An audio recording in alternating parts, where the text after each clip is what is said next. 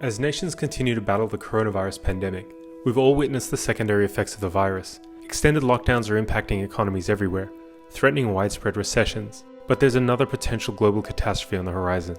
At the same time, while we're dealing with Covid-19 pandemic, we're also on the brink of a hunger pandemic. The World Food Programme warns that the world now faces multiple famines of biblical proportions. Our analysis shows that 300,000 people could starve to death every single day over a 3-month period. In a worst case scenario, we could be looking at famine in about 36 countries.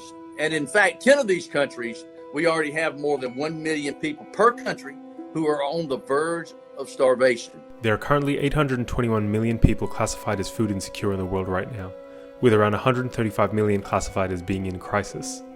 Millions of civilians living in conflict-scarred nations, including many women and children, face being pushed to the brink of starvation, with the specter of famine a very real and dangerous possibility. Here are some of the countries most at risk. Yemen remains the poorest country in the Arab world, and its humanitarian situation has been in steady decline since 2015, when a Saudi-led coalition began intervening in civil conflict in the country. Fighting on the ground has made access impossible in some areas, with reports that Houthi rebels were blocking foreign aid.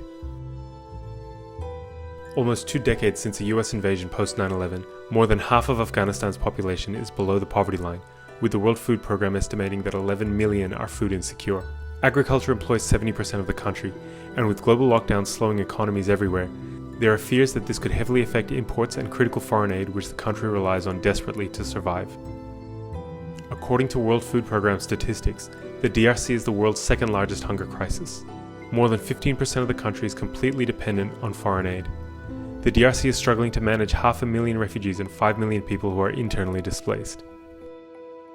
South Sudan's independence was supposed to end a long-running war, but just 2 years later the country fell into massive civil unrest. The World Food Programme says that almost 60% of the population are struggling to feed themselves daily. On top of this, South Sudan was also a victim to the locust swarms that tore across East Africa earlier this year, damaging masses of crops. The country is also heavily dependent on oil exports, and plummeting oil prices are severely damaging the economy.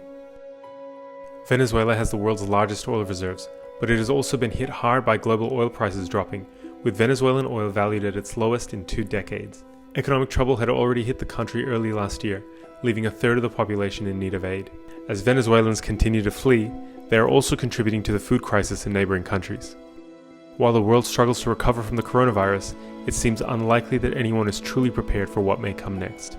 If we don't prepare and act now to secure access, avoid funding shortfalls, and disruptions to trade, we could be facing multiple famines of biblical proportions within a short few months.